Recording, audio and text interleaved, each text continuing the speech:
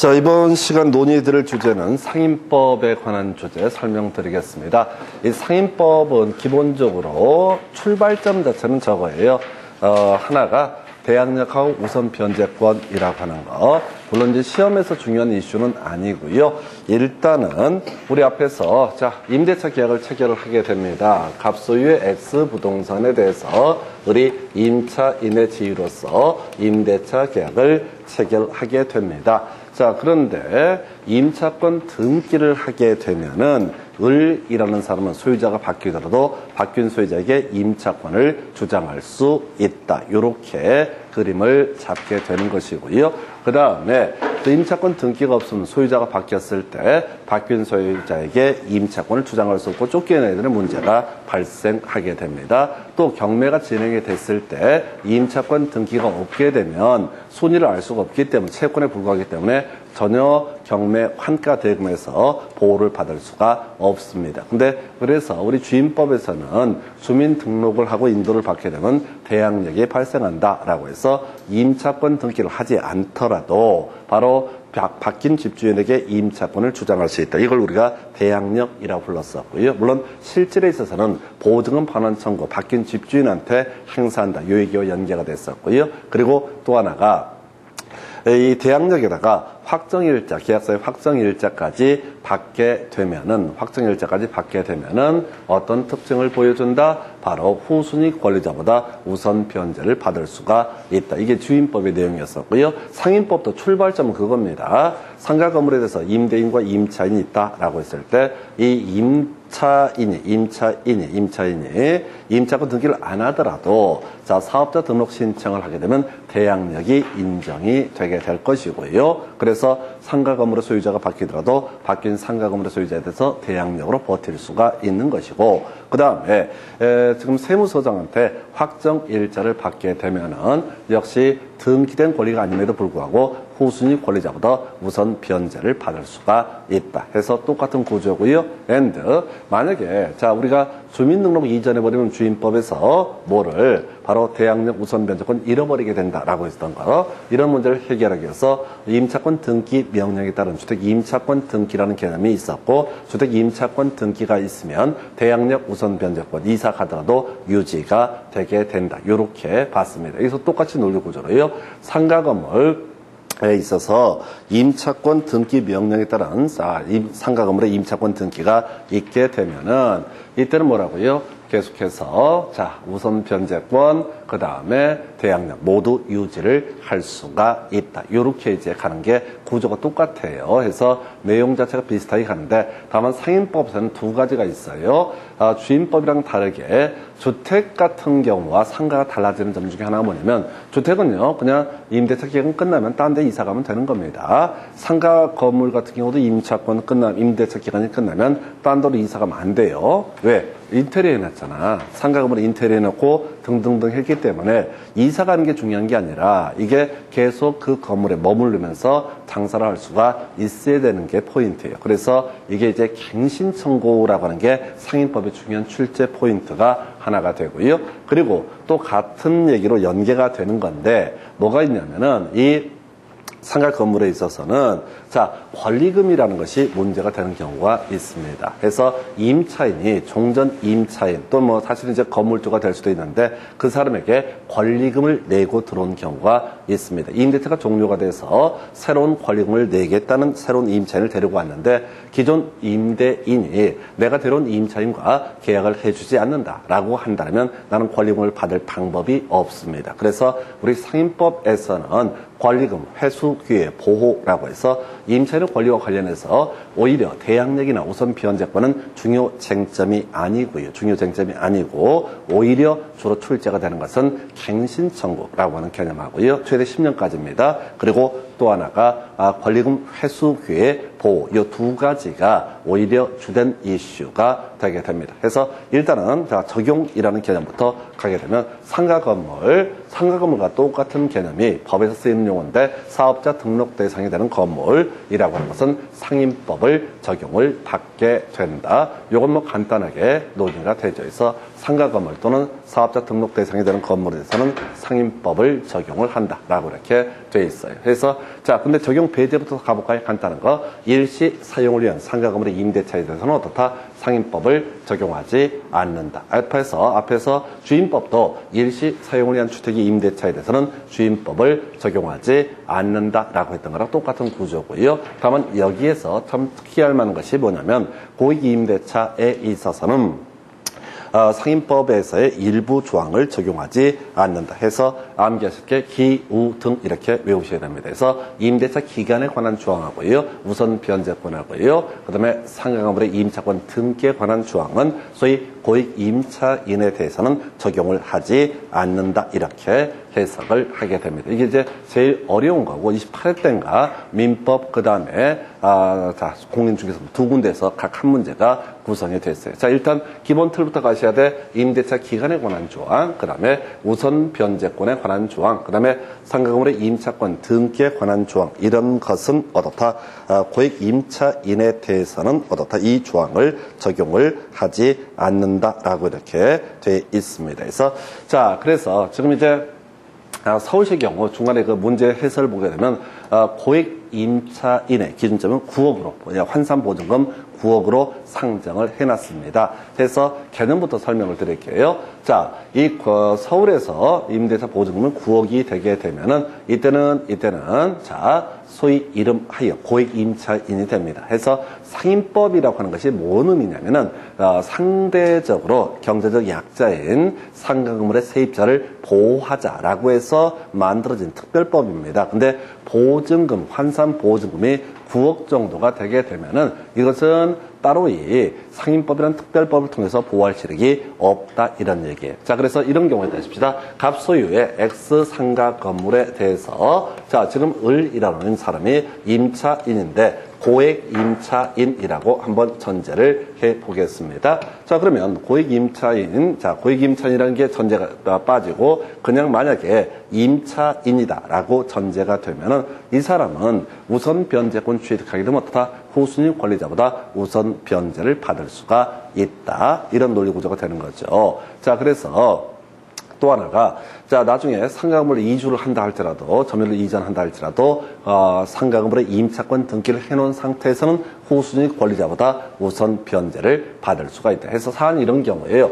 자, 이 사람이 예를 들어서 병이 저당권을 가지고 있습니다. 상가 건물이 한 15억 정도 가치가 있고 저당권을 10억을 설정을 해줬다고 한번 해볼게요. 깔끔한 물건이니까 10억을 설정을 했다고 생각을 했는데 나중에 보니까 이게 15억 정도였는데 이게 고액 임차인이 있더라. 자, 얘가 만약에 보증금이 한 10억 됐다 하십시다. 쉽게 계산을 편의해서 서울에서 9억 초과면은 고액 임차니까 그러면 이 저당권자 입장에서는 이 임차인을 계산을 못 하는 거야. 등기부에 나타나지 않기 때문에. 근데 경매가 진행되니까 갑자기 고액 임차인이 무려 10억을 먼저 배당을 받는다. 그러면 저당권자는 도대체 전혀 보호를 받지 못하는 그런 문제가 터지게 된다. 그래서 어떻게 해라. 고액 임차인 같은 경우는 능력껏 알아서 권리를 보호받아라. 예를 들어서 전세권을 설정을 하는 형식을 통해서 보호를 받을 수도 있는 것이지 굳이 이걸 가지고 임차인, 상인법을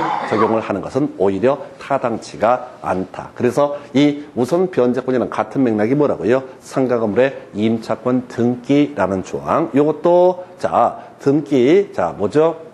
후순위 권리자보다 어떻다? 우선 변제를 받을 수 있다라고 하는 것. 그래서 실질적으로 고액 임차인이 먼저 들어오고 임차권 등기, 저당권 등기되고, 그 다음에 상가 건물의 임차권 등기가 나중에 이루어질 거예요. 상가 건물에 대한 임대차 기간이 종료가 됐음에도 불구하고 보증은 반환되지 않았을 때 상가 건물의 임차권 등기가 이루어지니까. 그러면 이제 등기는 뒤에 돼 있어도 얘가 선순위라는 얘기거든. 그래서 이렇게 저당권자가 불측의 피해를 입는 것을 막기 위해서 어떻다? 고액 임차인에 대해서는 우선 변제권 그리고 또 하나 뭐라고요? 임차권 등기에 관한 조항은 적용을 할 필요가 없다. 이런 논리 구조가 되게 될 것이고요. 그리고 나서 같이 기억을 해 주셔야 게 임대차 기간 얘기. 요거 이제 우리 주임법에서 공부했던 내용을 그대로 끌고 들어오는데요. 주임법에서는 임대차 기간을 정하지 않게 되면 2년으로 본다. 상인법은 1년으로 보거든요. 그래서 대신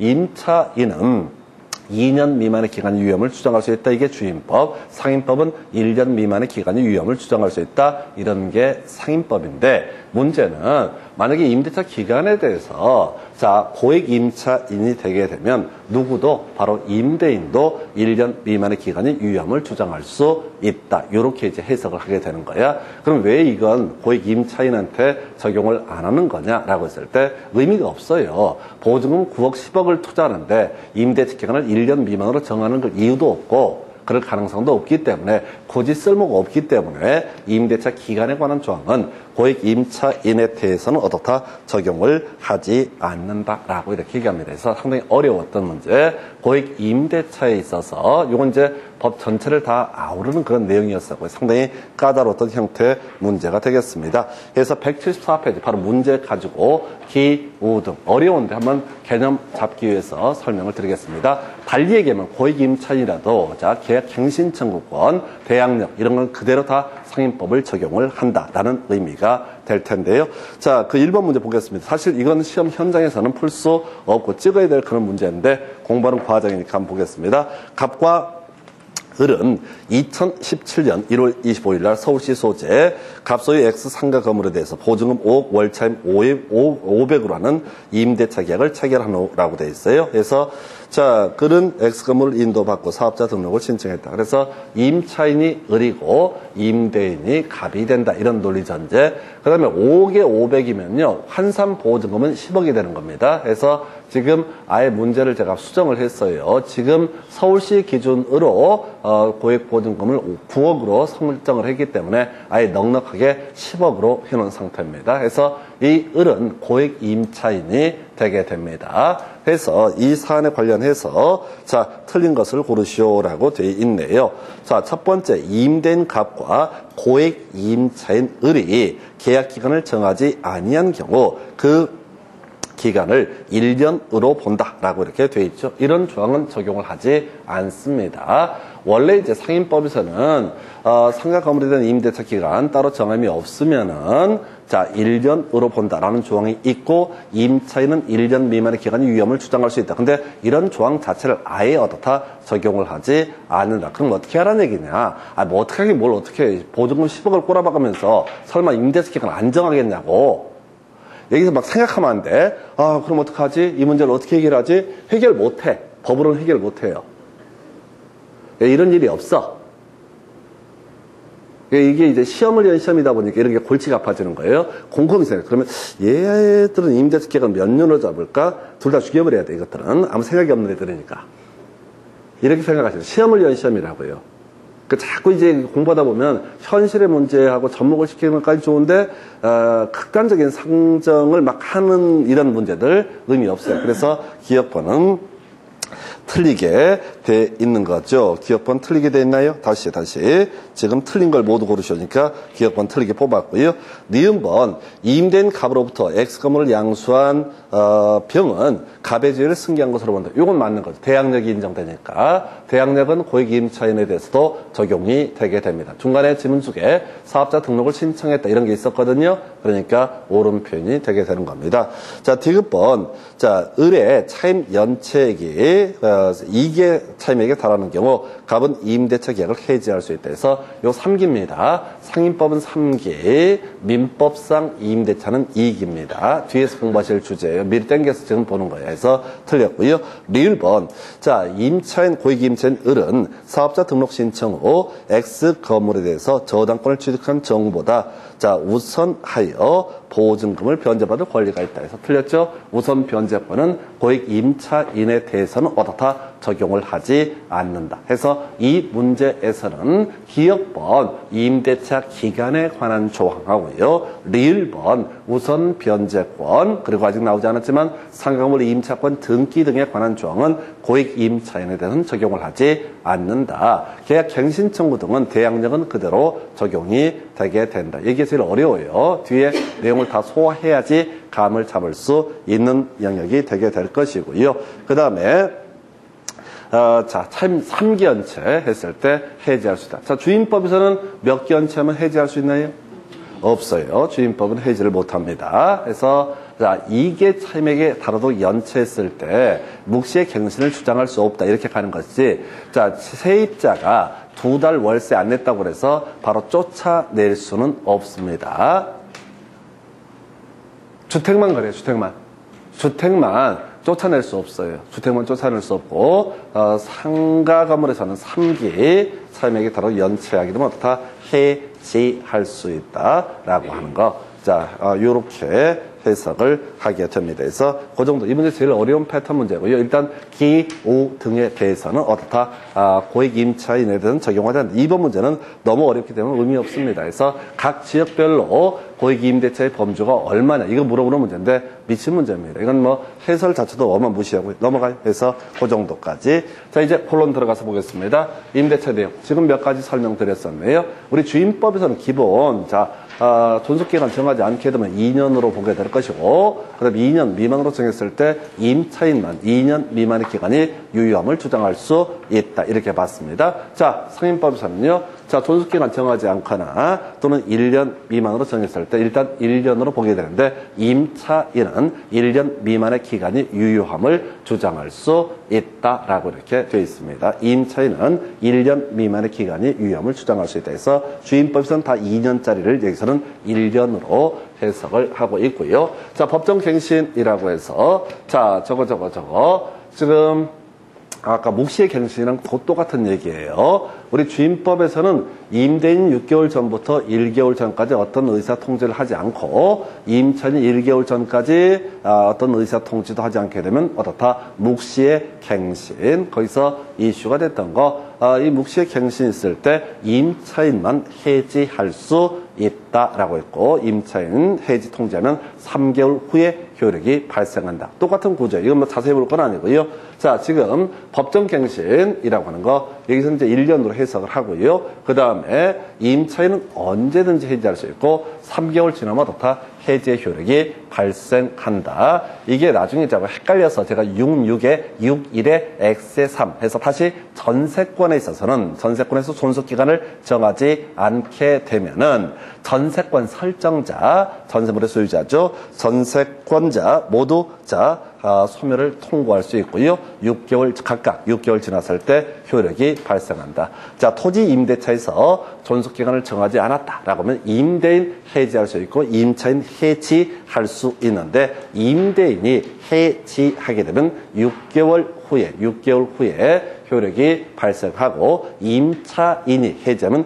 1개월 후에 효력이 발생한다. 주임법, 상임법에서 주임법에서 묵시의 갱신, 상임법에서 법정갱신, 용어 거의 비슷한데요. 이때는 임차인만 해지할 수 있고 3개월 지나면 어떻다? 해지의 효력이 발생한다 해서 실질적으로 그게 중요치는 않아요. 이게 중요치는 않은데 이게 공부하는 과정에서 계속 헷갈리니까 제가 파트 나올 때마다 계속 비슷한 설명을 드리게 될 겁니다. 그래서 이걸 뭐 66에 61에 X3 이렇게 해서 몇 번 이제 민법하고 같이 크로스가 되다 보면 어느 순간 자연스럽게 받아들여지게 됩니다. 그 정도가 되겠고요. 그 다음에 갱신 요구 중요하지. 갱신 요구라고 하는 거 상임법만의 고유한 특징이죠. 자, 기본적으로 상임법에서 임대차 기간 1년으로 보고 있고요. 자, 보니까 임차인의 계약 갱신 요건 최초의 임대차 기간을 포함해서 전체 임대차 기간이 10년을 초과하지 않는 범주 내에서만 행사할 수 있다라고 되어 있습니다. 해서 10년이라고 이렇게 되어 있고요.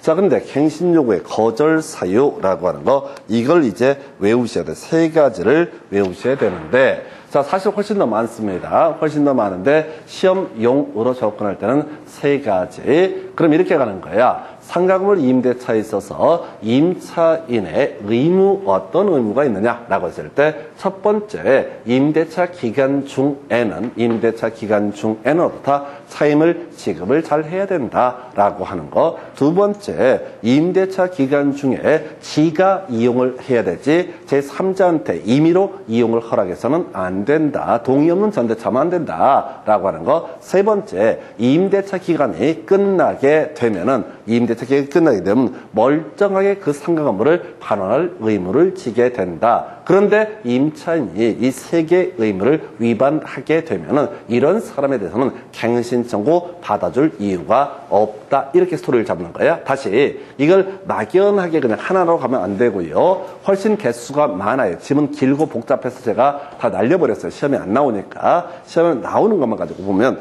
상가 건물의 임대차에 있어서 임차인의 의무라고 하는 거, 임대차 기간 중에 자신이 어떻다 바로 차임을 잘 내면서 이용을 해야 된다. 그래서 제3자에게 동의 없는 전대차, 임대인의 동의 없는 전대차를 했을 때는 보호받을 가치가 없다. 차임을 3기분에 걸쳐서 연체, 3기분 차임액을 연체했을 때 이때도 보호받을 가치가 없다. 그 다음에 이제 임차 목적물의 고의 또는 중대한 과실로 파손한 경우 이것도 이제 제대로 돌려주지 못하기 때문에 보호받을 가치가 없다라고 해서 갱신 요구의 거절 사유 이거 말고 더 있어요. 근데 최소한 3개는 줄줄줄. 그럼 이제 객관식 문제에서 이 3개 사연만 외우게 되면 거의 다 문제를 풀어 가실 수가 있습니다. 10년 얘기하고요. 3개 갱신 요구의 거절 사유 3개. 그래서 만약에 이런 갱신 요구 거절 사유에 해당하지 않는다라고 전제가 되게 되면은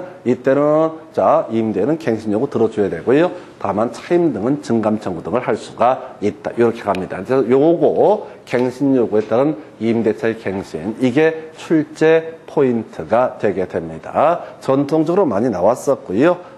꾸준히 앞으로도 나올 만한 주제가 갱신 요구의 거절 사유. 이런 게 없으면 최대 몇 년까지? 10년까지. 자, 요 작년에 법 개정됐죠. 작년에는까지만 해도 5년으로 이렇게 돼 있다가 하여튼 용궁 족발 사건인가 요거 터지면서 사회적으로 좀 시끌시끌했었고 그래서 이게 10년으로 법이 개정이 됐습니다. 그래서 하여튼 요렇게 묵시의 갱신 요구에 따른 갱신이라는 개념 체크해드렸고요. 그 다음에 이제 차임 감액 청구, 증액 청구에서 똑같아요. 자, 여기서는 5%, 그 다음에 1년이라고 되어 있는데 큰 의미는 없어요. 그래서 요것도 마찬가지야. 논리체계상 임차인은 감액 청구는 어떻다? 제약을 받지 않는다. 요 정도가 임대차의 내용. 그래서 요렇게 하나 확인을 해봤고요. 요거랑 바로 이어서 가는 내용이 뭐가 있냐면 바로 어디가 있더라 지금 요거를 순서를 요거부터 가볼까요? 권리금 회수 기회 보호라는 주제부터 체크를 해보겠습니다.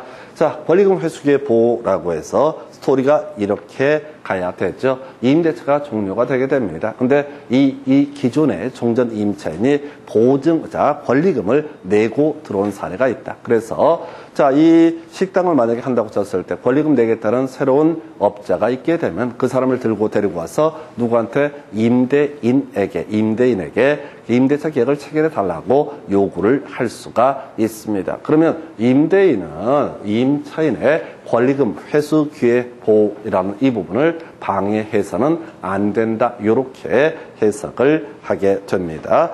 그래서 지금 이제 회수 기회 부여 의무라고 해서 임대인은 임대차 기간 끝나기 6개월 전부터 임대차 종료 시까지 권리금 계약에 따라서 임차인이 주선한 신규 임차인이 되려는 자로부터 권리금 지급받는 것을 방해해서는 안 된다. 그래서 이런 식이죠. 내가 이제 임대차 기간 끝나기 6개월 전부터 1개월 전 사이에 이제 그만 여기서 권리금 받고 팔고 나가고자 할 때, 이때 임대인에게 새로운 임차인을 데리고 갈 수가 있다. 그러면 기존의 임대인의 경우에는 임차인 새롭게 데려온 그 사람하고 임대차 계약을 체결해 줄 의무가 있다. 이게 기본인데 여기서 이제 배제라고 해서 3개부터 먼저 갈까요?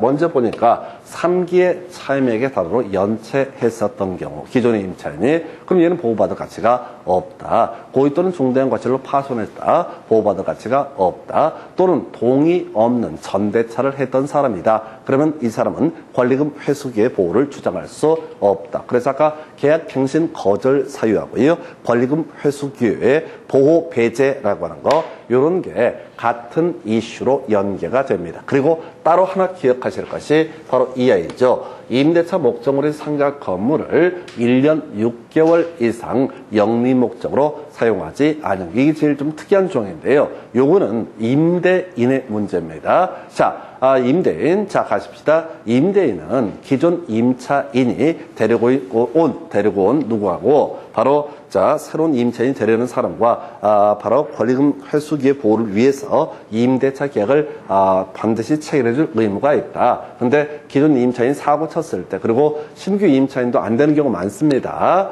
근데 그건 외울 수가 없고, 좀 이따 문제 하나 가지고 날려버릴 테고요. 그런데 이게 이제 어떤 의미냐면은, 자, 보십시다. 내가 상가 건물의 임대인입니다. 임대인인데 그런 경우가 있다는 거예요.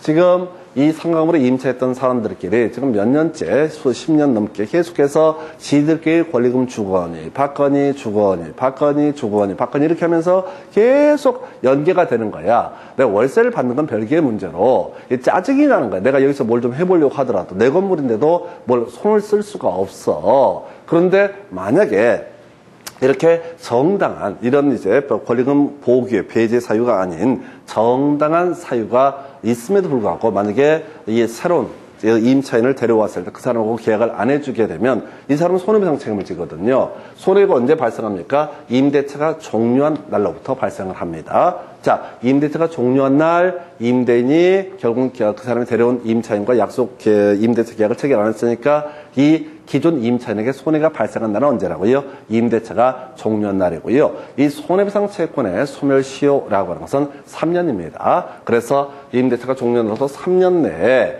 자, 기존 임차인이 임대인에 대해서 뭘 주장할 수 있다? 손해배상을 청구할 수 있다. 자, 그래서 이 얘기를 이제 다시 갑시다. 지금 내가 예를 들어서 12월 31일까지 상가 건물의 임대인인데 이때 임대차가 종료가 됐다고 한번 전제를 해보겠습니다. 임대차가 종료가 됐다고 한번 전제를 해볼게요. 자, 그래서 12월 31일 날 임대차가 종료가 됐는데, 그럼 이제 이때부터 이게 나는 이제 기존 임차인 데리고 온 사람하고 임대차 계약을 체결하지 않았습니다. 권리금 회수기에 보호하지 않았습니다. 그러면 나는 손해배상을 해야 될 것이냐라고 했을 때 원칙적으로 손해배상 청구하면은 법원에서 손해배상 청구하라고 할 가능성이 높은데 이때 이걸 벗어나는 방법 중에 하나가 뭐냐면 1년 6개월 이상 어떻다 영리 목적으로 사용하지 않는다. 가게문 아예 그냥 샷하면 내려버리고 안 해. 나 안 해. 그냥 1년 6개월 동안 쉬어버리면 어떻다. 이때는 손해배상 책임에서 벗어나게 된다. 요건 이제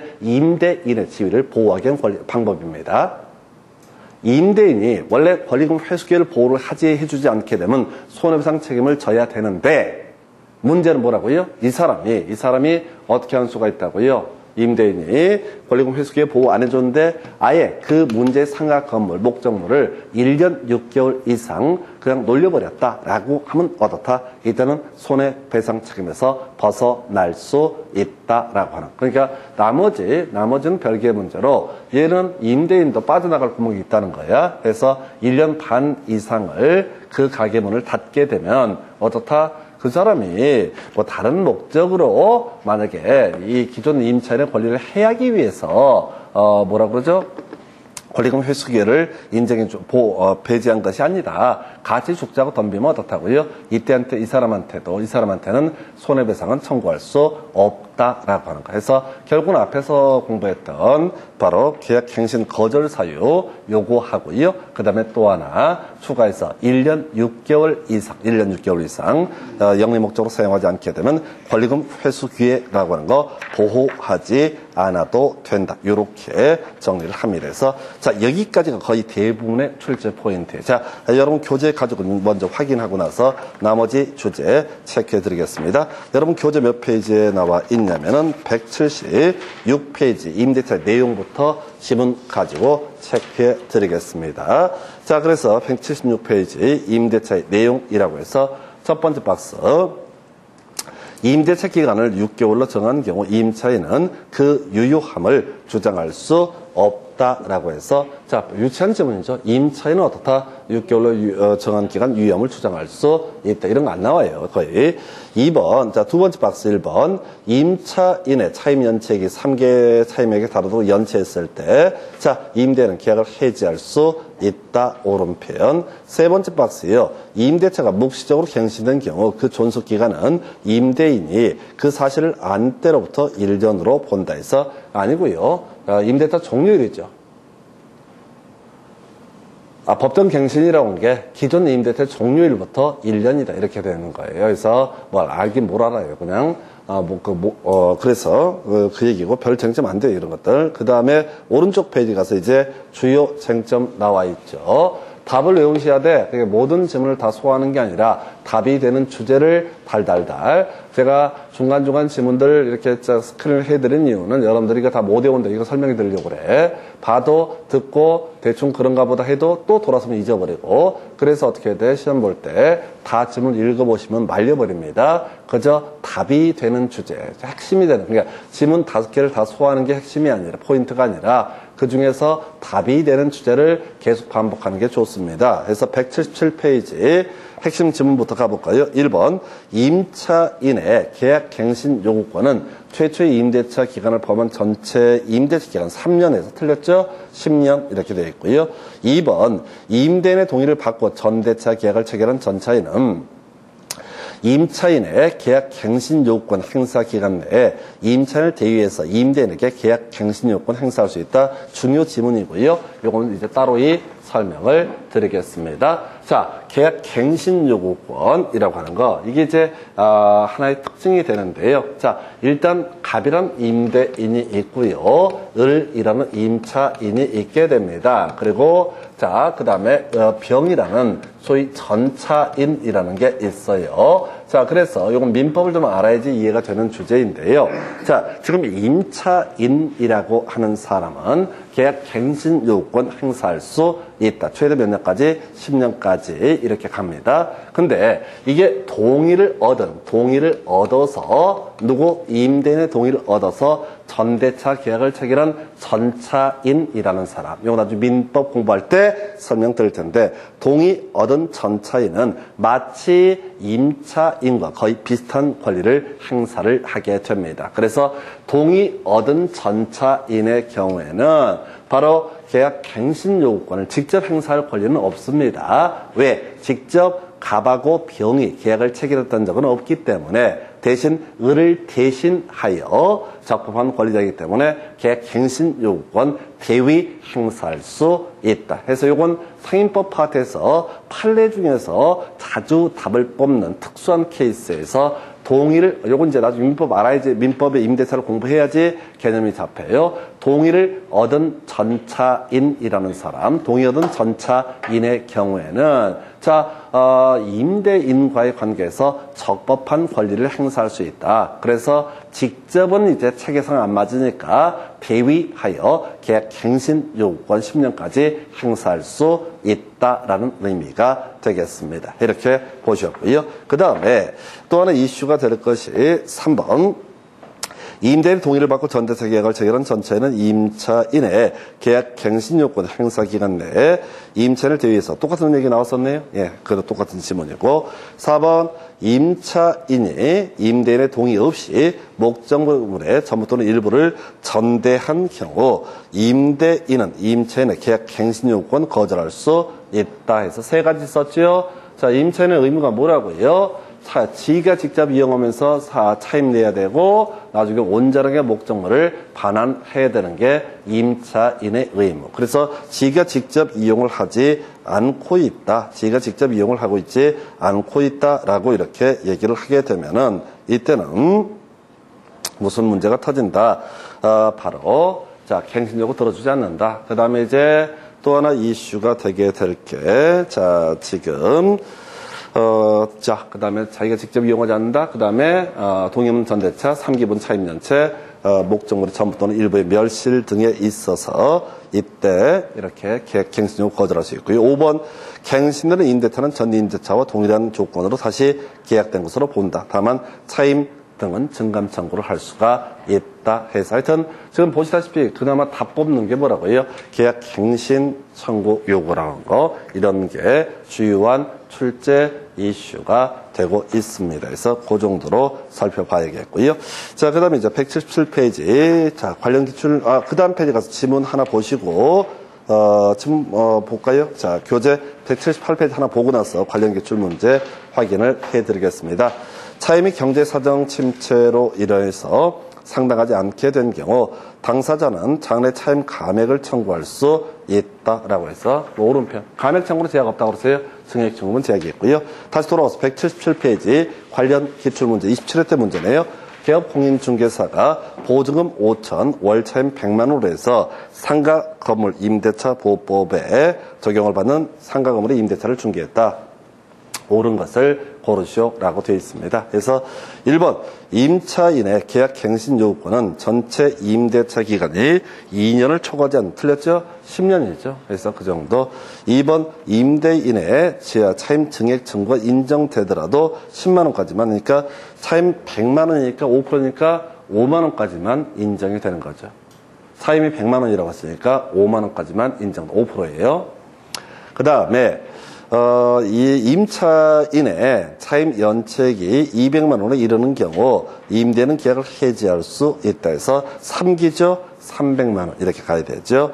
4번 상가 건물에 서울특별시에 있을 경우 무시하시기 바랍니다. 아까 대구광역시 주임법에 나왔었죠. 서울특별시 소액 임차인 얘기를 또 하게 되는 건데 쫓아가시면 안 돼요. 자, 그 다음에 이제 5번 임차인이 임대인의 동의 없이 건물의 전부를 전대한 경우 임대인은 계약 갱신 요구 거절할 수 있다. 요걸 답을 뽑네요. 그래서 저 문제를 어떻게 구성을 하든 간에 거의 상임법에서는 계약 갱신 요구의 거절 등의 사유 또 갱신 가능 기간 이런 것들이 기본적인 출제 포인트가 된다고요. 그래서 요거랑 같이 바로 맞물려 가는 게 이제 179페이지인가요? 178페이지에 관련 기출문제 23회 때 문제는 보실 필요 없습니다. 법령이 많이 개정돼서 제가 거기다 법을 맞춰서 수정을 해놨는데 지금에 와서는 의미가 없는 문제이고요. 여러분 교재 179페이지 자 바로 지문 첫 번째 박스 별 다 의미 없는 것들인데 권리금 계약이란 신규 임차인이 되려는 자가 기존 임차인에게 권리금을 지급하기로 한 계약을 말한다라고 하는 거. 그 다음에 2번, 3번은 뭐 버릴 지문 되겠습니다. 그래서 그 정도까지 보셨고요.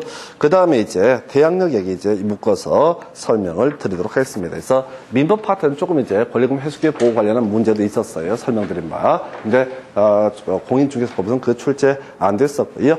자, 대항력 간단히 가십시다. 자, 이제 우리가 이제 원래 이제 주임법, 상임법의 출발점은 대항력과 우선 변제권부터 출발했던 개념인데 상임법은 1년에 한 문제가 나올까 말까 하는 부분이고요. 하다 보니까 권리금 회수기에 보호하고요. 그 다음에 계약 갱신청 요거가 출제 포인트가 됩니다. 그래서 대항력 볼까요? 자, 임대차는 등기가 없다 할지라도 자, 상가 건물의 임대차를 얘기합니다. 건물을 인도하고요. 사업자 등록 신청하게 되면 그 다음 날부터 제3자에 대해서 대항할 수 있다라고 이렇게 되어 있습니다. 그래서 자 우리가 주임법에서는 인도와 주민 등록, 그 다음에 상임법에서는 인도와 사업자 등록이라고 하는 거, 사업자 등록 신청이라고 하는 거 이렇게 되어 있고 뭐 기존에 사업자 등록이 있었다면 이전 신고하는 것을 의미하게 될 겁니다. 자 그리고 나서 존속요건 똑같죠. 자 해서 상가 건물에 있는 임대차의 대항력은 계속적으로 상가 건물의 점유, 사업자 등록이 존속돼야지 유지된다. 그리고 또 하나의 출제 이슈. 여기서는 이제 어렵게 구성하는 게 아까 그거 있었죠. 자, 동의를 얻은 적법한 전차인 이 사람 갱신 요구권 대의 행사할 수 있다. 똑같은 구조입니다. 자, 대항력이 있는 임차인이 적법하게 전대한 경우, 이건 뭐냐면 임대인의 동의를 얻어서 전대한 경우를 얘기하게 됩니다. 이때 전차인이 직접 점유하면서 사업자 등록을 하더라도 대항력은 어떻다? 유지가 되게 된다. 중간에 상가 건물의 소유자가 바뀌더라도 바뀐 소유자에게 임차권을 주장할 수 있다라는 의미가 되는 거죠. 그래서 이게 나름대로 출제 포인트로 구성을 하게 됩니다. 이게 어렵거든, 나름대로. 그냥 임차인 얘기만 하면 너무 쉬워지는 거고요. 동의 얻은 전차인이라고 해서 약간 흔들어 주는 식으로 구성을 합니다. 그 다음에 이제 효력이라고 하는 거, 보증금 반환 청구권이라고 하는 거에서 임차 건물의 양수인은 임대인의 지위를 승계한 것으로 본다라고 해서 이게 이제 대항력이 있다고 했을 때 바뀐 상가 건물의 주인에게 뭘 주장할 수 있다? 바로 보증금 반환 청구를 할 수가 있다. 자, 그리고 이건 뭐 디테일 갈 것도 아닌데, 자, 상가 건물도 소액 임차인이라는 개념이 있고요. 소액 임차인의 경우 선순위 담보 물권자보다도, 자, 1순위 저당권자보다도 일정 금액까지 최우선 변제를 받을 수 있다. 다시 그림 잡으셔야 돼. 주임법, 상법, 구조과 똑같아. 대항력이 있게 되면은 소액 임차인의 경우에는 어떻다? 최우선 변제를 받을 수 있다. 우선 변제권이라고 하는 확정일자랑 상관이 없어요. 대항력만 갖추더라도 최우선 변제를 받을 수 있다. 다만 아까 설명드렸던 거랑 똑같이 주임법이랑 해서 이 경매 환가대금의 최대 얼마? 2분의 1까지만 인정이 되게 된다. 소액임차인의 최우선 변제권도 변제권은 주임법, 상임법 똑같습니다. 최대 얼마? 2분의 1까지만 인정이 되게 된다. 거의 안 나와요. 자, 이게 대항력이라는 개념. 그리고 나서 자, 권리금 회수기의 보호는 아까 설명드렸었고, 그 다음에 우선 변제권, 자, 여기다 추가적으로 확정일자 받아야 됩니다. 우리 주택임대차 보호법에서는 확정일자를 동사무소, 공증인 사무소 이런 것들이 이슈가 됐고요. 자, 상임법에서 자, 지금 확정일자는 사업자 등록 신청을 하는 상대방이 세무서거든요. 그래서 세무서장에게 확정일자를, 아까 저 동사무소 가서 주민등록 전입신고하니까 그 동사무소에서 확정일자를 이렇게 확인을 해주듯이 여기서는 이제 세무서 가서 사업자 등록 신청을 하기 때문에 세무서장의 세무서장이 확정일자를 교부하게 되면 그때 바로 우선 변제권을 취득을 하게 된다. 그럼 이제 이 표현과는 무관하게 뭐라고요?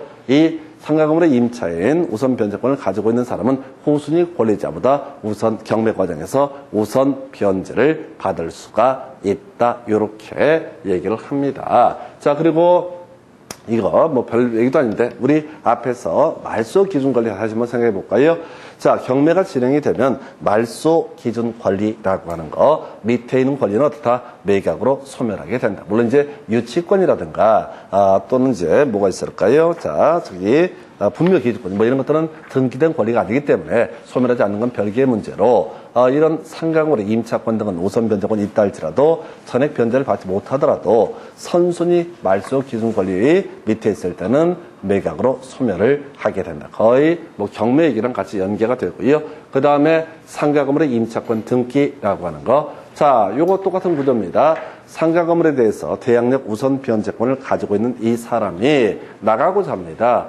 점유를 이전하고자 합니다. 나가면 대항력 우선 변제권 잃어버려요. 그래서 이 사람이 자, 임대차 기간이 끝난 시점에서 임대차 보증금 반환받지 못하게 되면 법원에 대해서 임차권 등기 명령을 신청을 하게 될 것이고, 임차권 등기 명령 신청이 있게 되면, 임차권 등기 명령이 있게 되면 임차권 등기가 됩니다. 그러면 이 사람은 이사 가더라도 다 보호받을 수 있다. 다만 자, 제일 중요한 포인트, 제2의 임차인은 어떻다? 자, 소액 임차인이든 대항력 우선 변제권이 있든 말든 전혀 보호를 받을 수 없다. 자, 상가 건물에 대한 임차권 등기가 된 그 상가 건물에 이 사람이 들어왔다고요. 그럼 보호받을 가치가 전혀 없다. 이런 식에 의해서. 근데 이 파트는 이제 보시다시피 거의 출제가 되지 않는 영역들 해서 간단히 교재 가지고 확인해 드리겠습니다. 여러분 교재